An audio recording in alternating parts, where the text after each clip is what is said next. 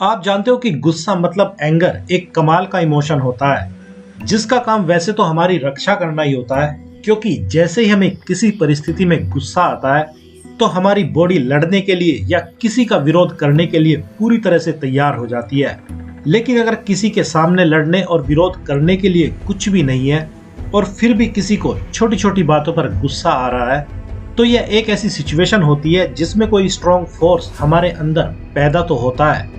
लेकिन उसका हम कोई यूज नहीं कर पाते हैं। तो तब यह एक विचित्र स्थिति किसी के सामने होती है जो कि बहुत ही ज्यादा घातक किस्म की होती है,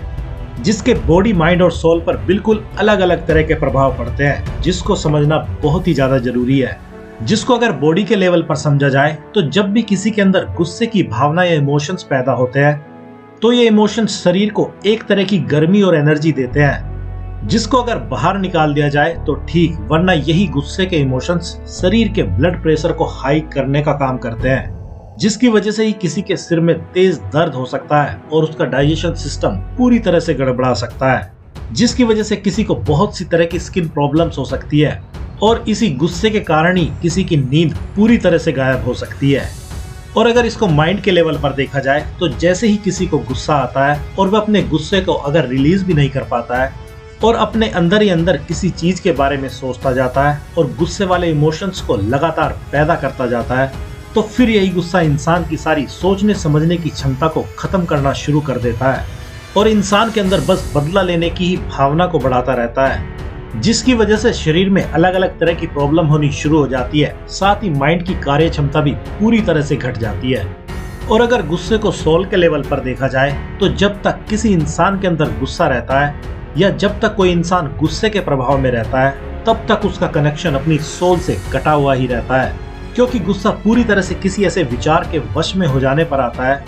जिसमें पूरा माइंड तो इन्वॉल्व हो सकता है लेकिन सोल इसमें कोई भी अपना रोल नहीं निभाती है, क्योंकि सोल का गुण लव और पीस होता है। लेकिन ऐसा नहीं है कि गुस्से और सोल का एक साथ यूज नहीं किया जा सकता है। एक लंबी प्रैक्टिस के बाद ऐसा किया जा सकता है और वैसी ही प्रैक्टिस पहले के टाइम में कभी योद्धाओं को सिखाई जाती थी और आज के टाइम में किसी खेल के खिलाड़ियों को सिखाई जाती है, जिनको गुस्सा और सोल मतलब लव को बैलेंस मात्रा में यूज करना सिखाया जाता है, जिसके कारण ही किसी खिलाड़ी को अच्छा और एग्रेसिव प्रदर्शन करने पर भी कोई प्रॉब्लम नहीं होती है, क्योंकि वह अपने गुस्से का भी यूज कर जाता है। इसलिए अब अगर इस गुस्से को कंट्रोल करने की बात करें तो इसके कुछ कीमती तरीके होते हैं जिनका आप यूज कर सकते हैं, जिसमें से अगर पहले तरीके की बात करें तो सबसे पहले आपको अपने गुस्से के कारण को खोजने की जरूरत होगी कि आखिरकार आपको गुस्सा अगर आ रहा है तो उसकी असली वजह क्या है। और जब आपको अपने गुस्से की वजह मिल जाए तो आपको फिर उस वजह को फिनिश करने के लिए कोई एक्शन प्लान बनाना जरूरी है। और जैसे ही आप कोई एक्शन प्लान बनाएंगे तो आप पाएंगे कि आपका सारा गुस्सा आपके शरीर को जो एनर्जी देगा वह आपको कोई नुकसान नहीं पहुंचाएगी, बल्कि आपकी उस एक्शन को ही जल्दी से खत्म करने की प्रेरणा और शक्ति देगी। और दूसरा तरीका तो वही पुराना है, जिसमें अगर आप मेडिटेशन करते हैं तो आपको अपने मन की सारी चालाकियां बड़ी ही आसानी से समझ आनी शुरू हो जाती है और आपको पहले से ही पता होता है कि कौन सी चीजें आपको गुस्सा दिलाती है और कैसे आप उनसे बच सकते हैं। और सबसे कमाल की बात मेडिटेशन करने से किसी के साथ यही होती है कि इंसान की गुस्से की करने की साइकिल एक बार अगर टूट जाती है तो फिर उसके लिए इतना आसानी से गुस्सा करना पॉसिबल भी नहीं रहता है और वह अपने आप को किसी भी परिस्थिति में पूरी तरह से शांत रखना भी सीख जाता है। और अब अगर गुस्से को कंट्रोल करने के तीसरे तरीके की बात करें